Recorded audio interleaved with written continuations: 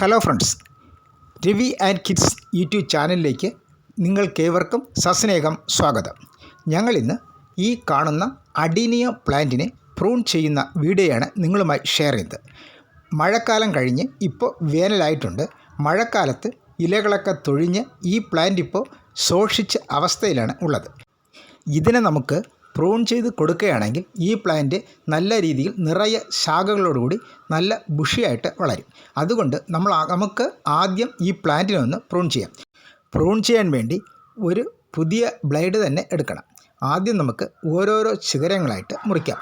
എപ്പോൾ നിങ്ങൾ ശിഖരങ്ങൾ മുറിച്ചാലും 2-3 ലീഫിനോട് മുകളിൽ വെച്ച് വേണം ഓരോ ശിഖരത്തെയും മുറിക്കേണ്ടത്. നമുക്ക് എല്ലാ ശിഖരത്തെയും ഒന്ന് മുറിച്ചു കൊടുക്കാം. ശിഖരങ്ങൾ മുറിക്കുമ്പോൾ വളരെ ശ്രദ്ധയോടുകൂടി മുറിച്ച് മാറ്റുക.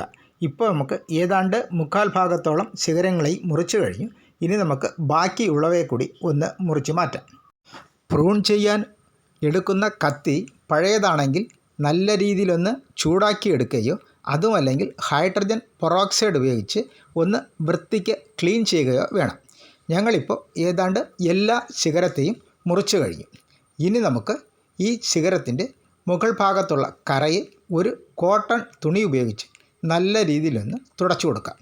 മുറിച്ച ഭാഗത്തുള്ള കറയെ തുടച്ചു മാറ്റാതിരുന്നാൽ അവ താഴോട്ട് ഒലിച്ചിറങ്ങി സ്റ്റെമ്മിനെ നശിപ്പിക്കാനുള്ള സാധ്യതയുണ്ട്. അതിനാലാണ് നല്ല രീതിയിൽ തുടയ്ക്കണമെന്ന് പറയുന്നത്. നമുക്ക് ഏതാണ്ട് എല്ലാ ശിഖരങ്ങളെയും തുടച്ചു കഴിഞ്ഞു.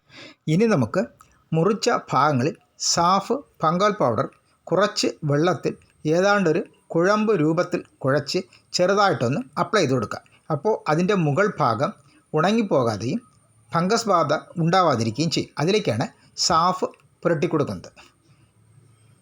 സാഫ് ഇത്തിരി കട്ടിക്ക് തന്നെ കുഴച്ച് എല്ലാ ശിഖരത്തിൻ്റെ മുറി ഭാഗത്തും നല്ല രീതിയിൽ തന്നെ ഒന്ന് അപ്ലൈ ചെയ്ത് കൊടുക്കുക. മുറിച്ച ശിഖരങ്ങളുടെ എല്ലാ ഭാഗത്തും തന്നെ ഞങ്ങളിപ്പോൾ സാഫ് അപ്ലൈ ചെയ്ത് കഴിഞ്ഞു.